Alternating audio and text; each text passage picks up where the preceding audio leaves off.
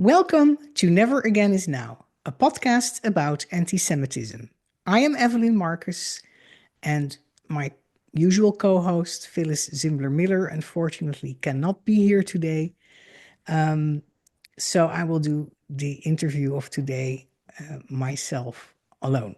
Um, Jewish alumni of colleges across the United States are frequently devastated by the level of anti Semitism on display at their alma maters. One person with a busy day job felt that this was such a pressing issue that she had to act now.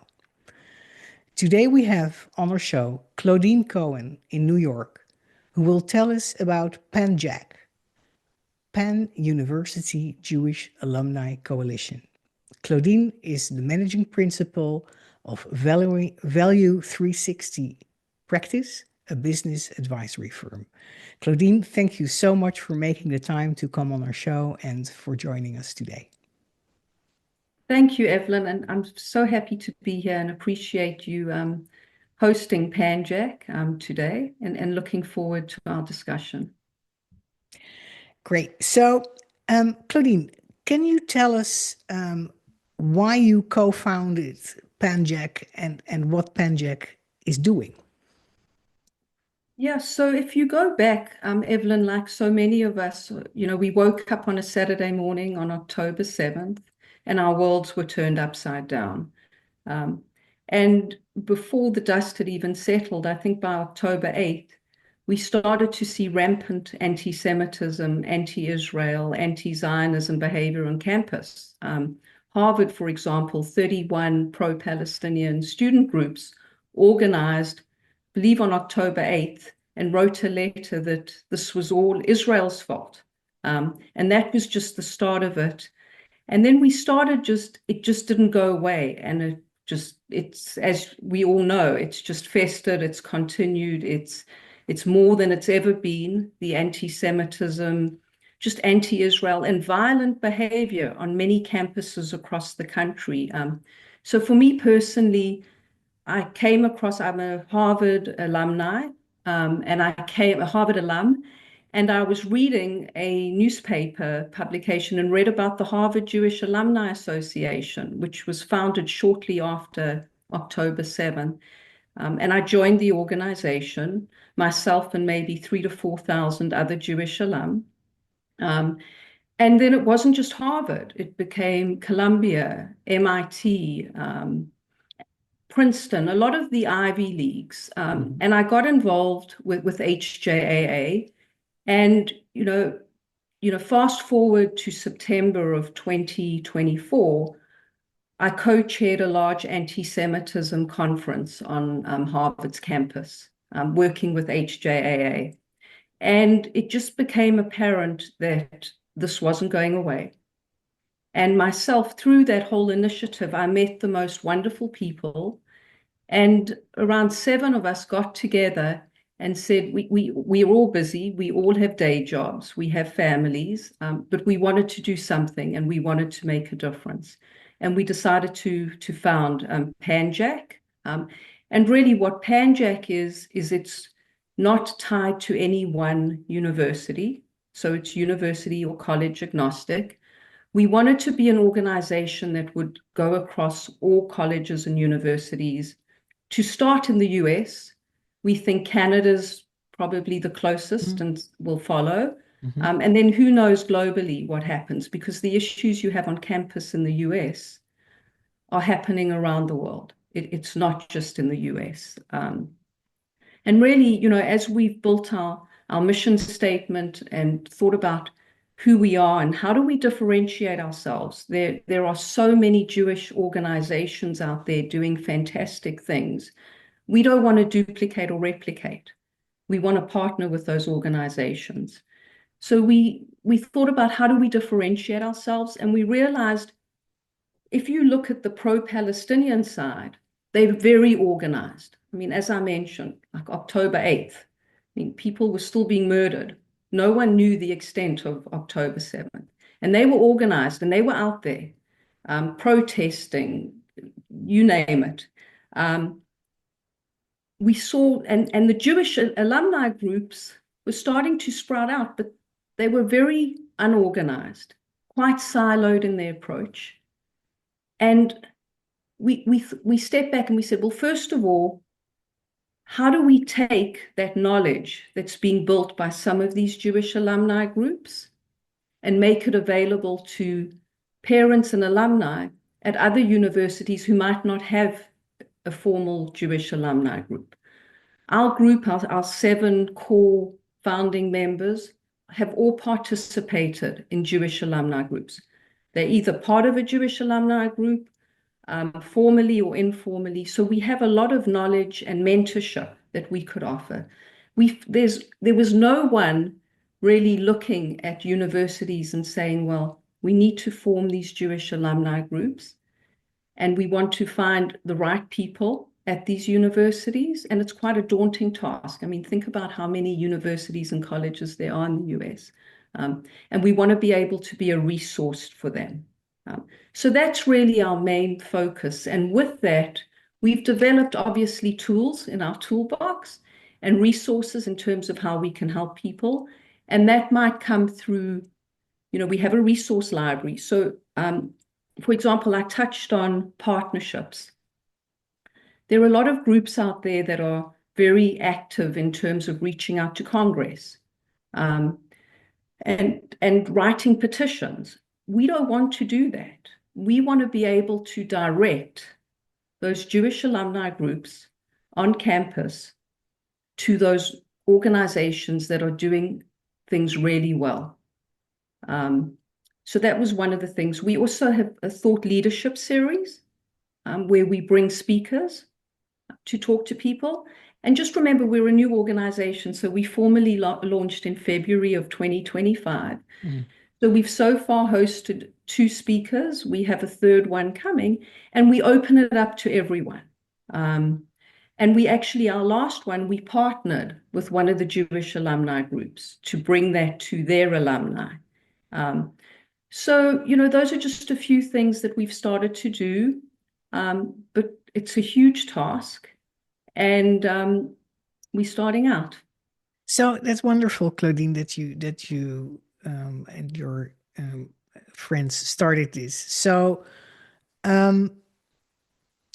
if listeners want to start a Jewish alumni group at their alma mater, they could reach out to you and get support. If they want to have invite a speaker, they can also reach out to you and maybe get a suggestion. Is that correct?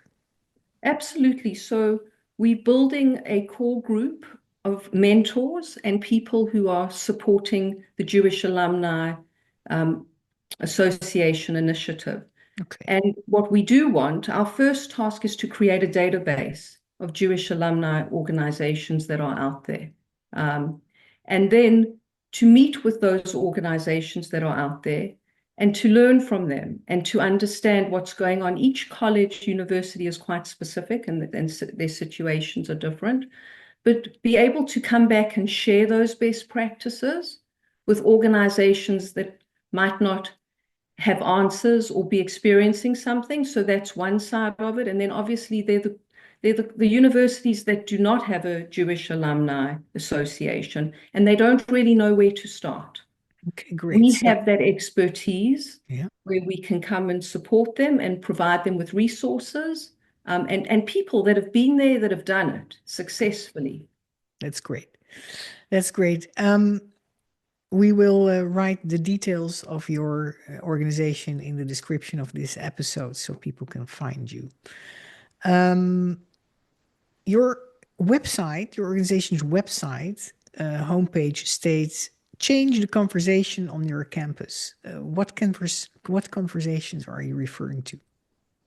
So, I mean, you just have to look around and wake up every morning and see what's going on campus.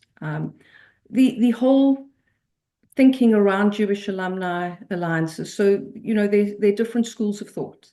A Jewish alumni alliance, a formal Jewish alumni alliance, is part of the university's formal alumni or affinity groups. So by establishing that formal entity and being part of the alumni associations or affinity groups, it gives you a seat at the table. And what does that mean with a seat at the table? It means that you are now recognized, you're a formal organization, you're credible, and people will listen to you. You now have a voice when you're sitting across from faculty, administration, even trustees, because you are now recognized by that university as a formal group.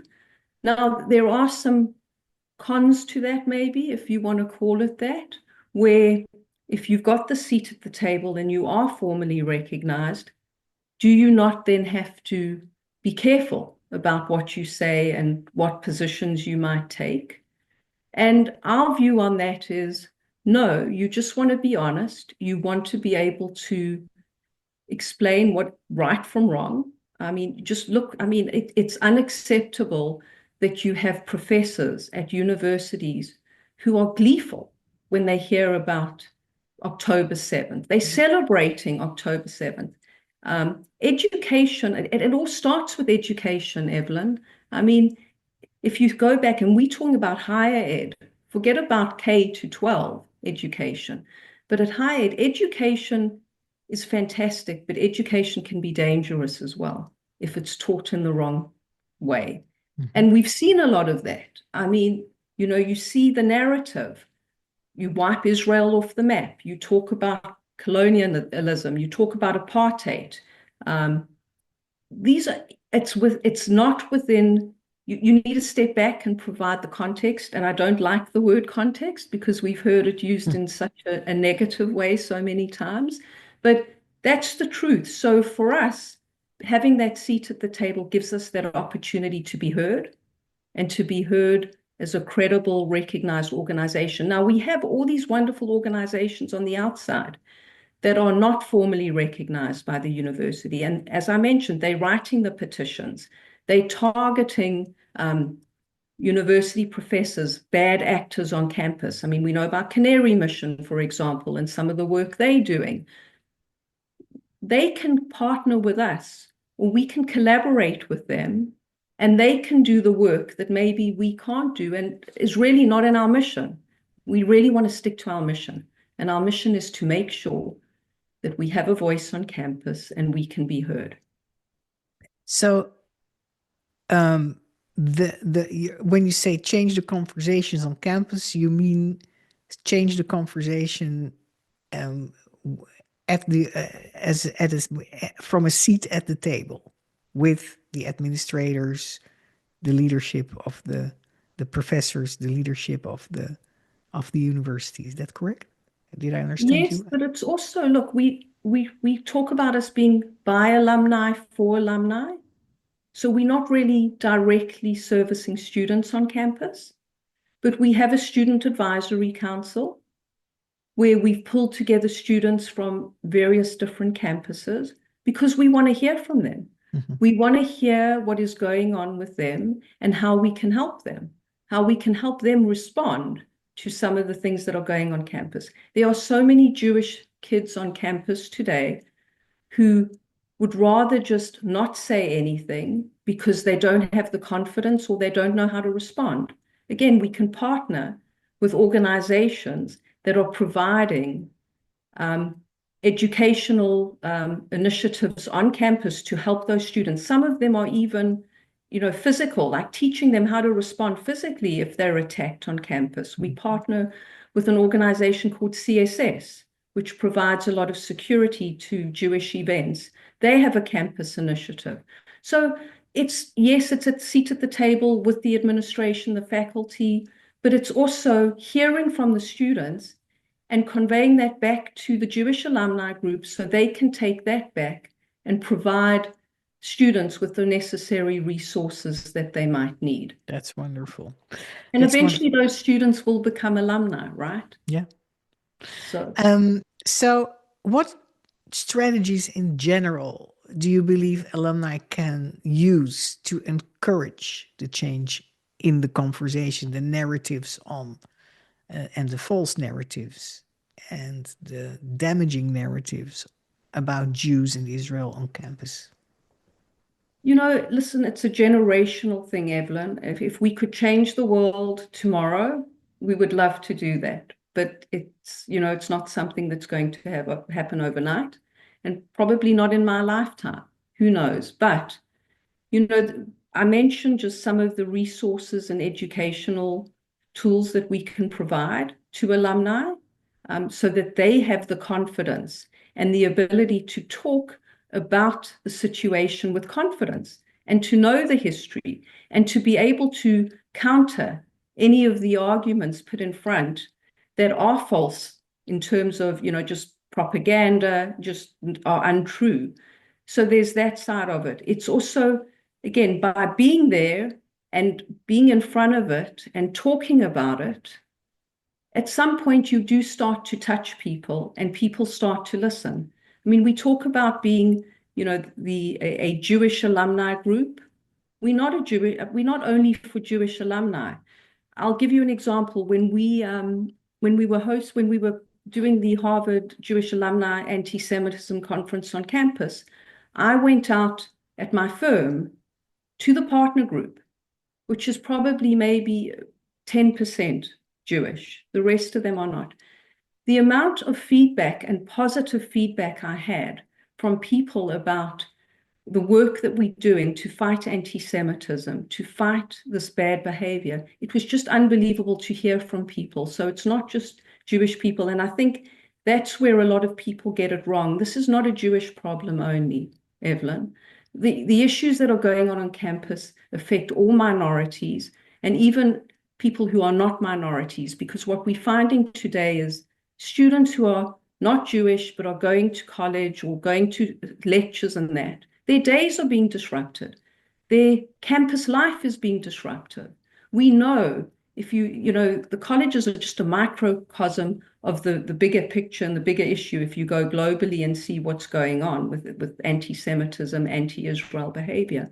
But at the end of the day, you can only work and control that environment that you're in. And by just, again, educating people, being out there will allow, I just think it's just being there consistently with a message and a defensible message, and the truth will help change that conversation on campus. Also, yeah, you touch upon the effect of the anti-Israel protests of the past 1.5 years, the effect it also has on non-Jewish students and faculty, maybe also. Um, and that the encampments were in the way. There's a lot of noise. There's a lot of blockades of where you can walk, where you cannot walk. But and also maybe the environment of hatred around you is not pleasant, even if you're not Jewish and it's not directly about you.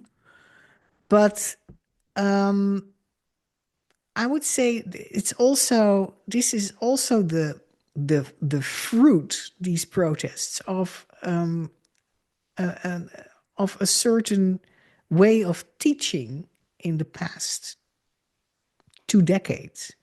And I'm referring to critical race theory teaching, that produces this kind of thinking that certain groups are too white, certain groups are too privileged, certain groups are too colonial, or countries are too colonial, and others are not. Um, and then if you differ from that way of thinking, you're ostracized as a faculty member, as a student. I think that's the situation on many campuses and many universities right now. Do you agree that that is the case, and that non-Jewish students and faculty, many may want to get rid of that altogether as well? Absolutely. I mean, you're not learning the truth, you're not hearing the full story. It's very one-sided. It's full of propaganda. It's a narrative, it's a false narrative. And unfortunately, we hear all the time about tenure.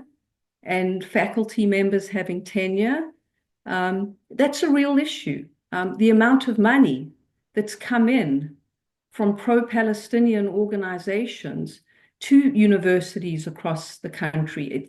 When I started to learn more about this, you just understand the depth of what has gone on to change the narrative, the decades you referred to it.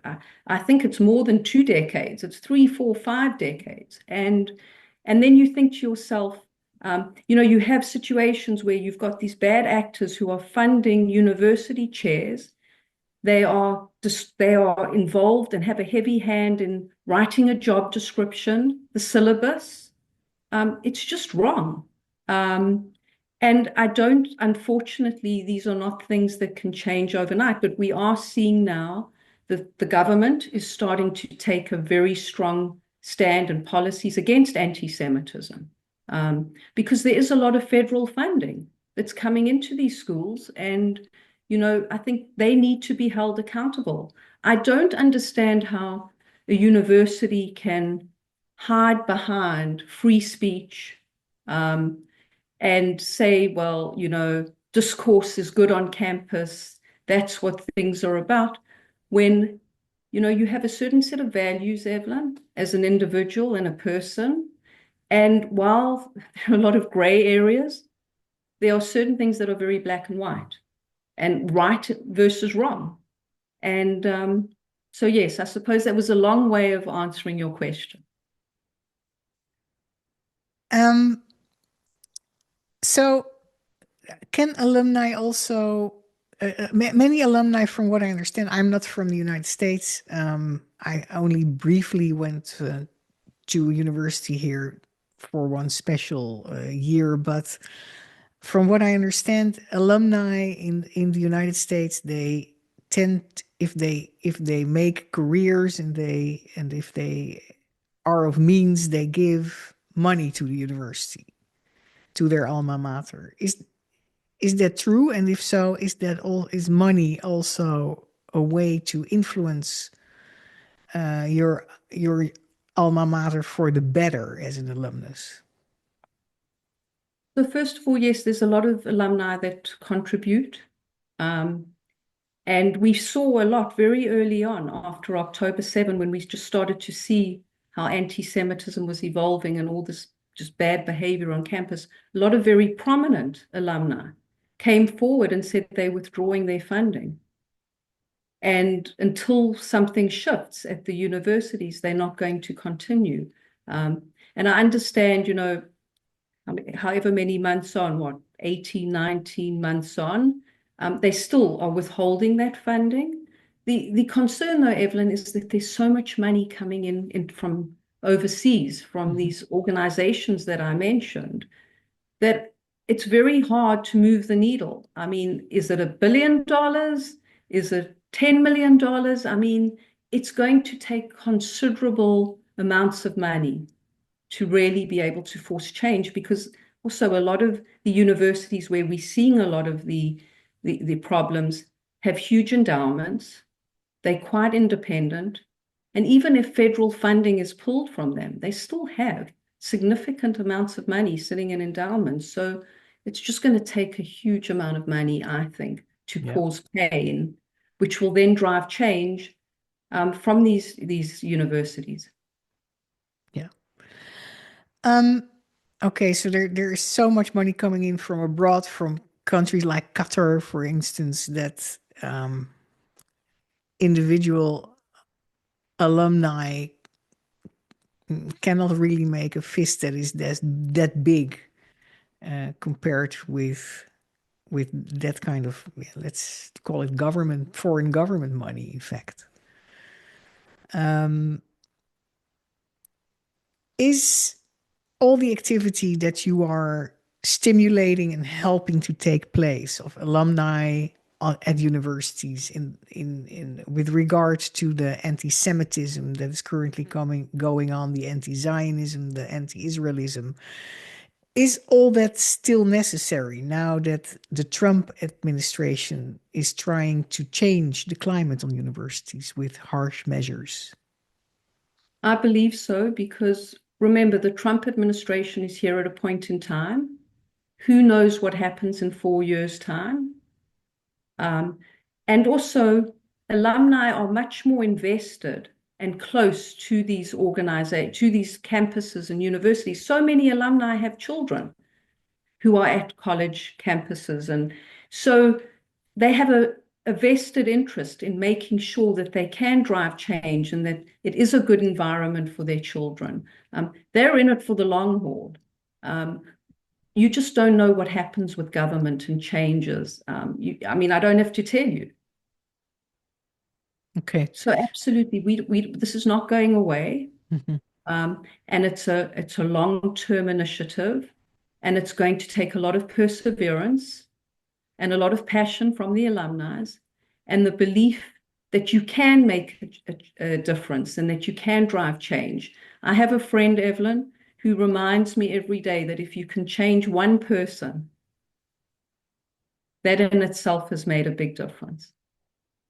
You Right. don't have to change thousands as viewpoint. Yeah.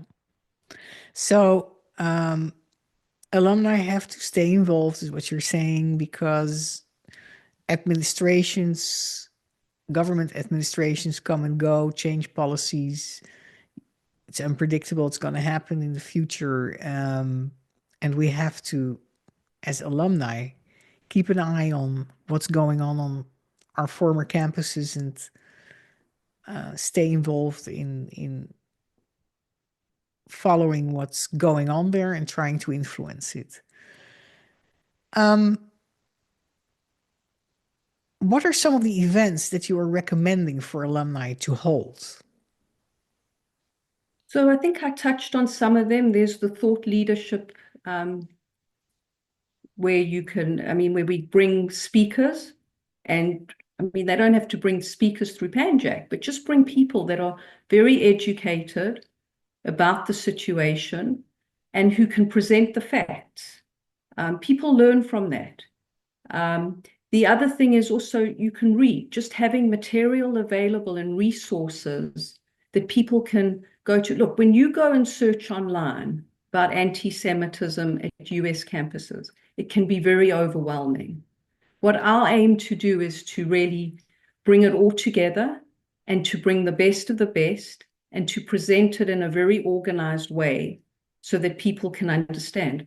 We also believe in meeting together. So you have your Jewish alumni alliances at one college and another at another college, bringing them together to talk about what is going on, sharing best practices, collaborating with one another. Those are all important things to do. And then making sure that you are meeting with faculty and administration on a regular basis.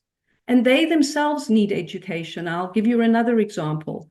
You know, we're not here really to create content. There is so much content out there that you can access.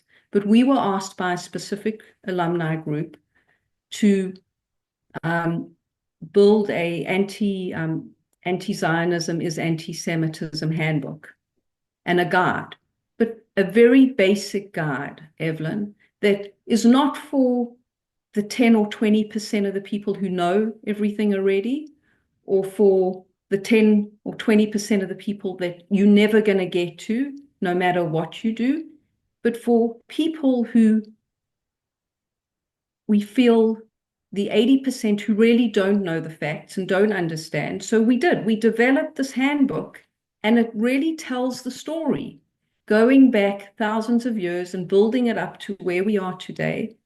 It's all about the facts, Evelyn. We are not taking a position. It's very factual. And the feedback that we've got from people that have seen it has just been overwhelmingly positive. So, you know, again, we here as a resource, and when people come to us and ask us where they need help, we will help and we'll do the best we can. That's wonderful. That's wonderful. Yeah. Um, After alumni of colleges listen to this podcast, what would you like them to do? So it's a call to action. Look, we're a startup. I told you we launched in February this year with 7 individuals. We're all volunteers. And a startup evolves. Any startup, like any business, is going to evolve. Um, we have seed funding from our members, and what we really need are more volunteers and people to come and help us, people to bring ideas to us and to come to us with problems to solve. And what we tend to do, we recently had someone join us who wanted to really focus on students who were going through a gap year. So they were between high school and college, and to start to educate them and provide some of the resources that Panjack provides, as well as reach their parents as alumni. We said, great initiative. It fits in with our mission because ultimately those parents will join in a Jewish alumni group on campus. They might want to start a Jewish alumni group on campus. And we said, great, bring that to us. She developed the business plan or the business case, whatever you want to say. We always tag team. So there will always be 2 or 3 of us alongside someone. And we're working together on that initiative. And we have our first programming that'll happen in the first week of May. So it's really exciting. So look, Wonderful. we're a very collaborative organization. We're very careful about who came together. There are no egos here, and it's not about one individual person. It's about the mission of the organization and what we can do. Egos are left at the door. There are no sharp elbows, and we work together. And if there are issues or someone doesn't like a direction of something, we talk about it and we move on. And that really, for us, we want to collaborate with others. We want to collaborate with other Jewish alumni groups. We want to collaborate with all these wonderful Jewish organizations that are out there doing great things. And we just want to stick to our mission. And, in a year, 2 or 3, hopefully we've had a significant impact. Fantastic. I commend you and your colleagues in this organization for forming a resource group and a group that can help and integrate various activities of alumni and existing alumni groups, Jewish alumni groups, and their partners to work together against anti-Semitism on campus, against anti-Zionism, anti-Israelism on campus. We need each other. We need all hands on deck, and you certainly have started to help that endeavor. I hope alumni who want to take next steps in their activism will reach out to you, and we'll ask for your resources and your help and your integration of them with other groups and collaboration that you try to help. How can people reach you? So we have our website, panjack.org. And there's a contact us on the website. So feel free just to contact us. We're very responsive.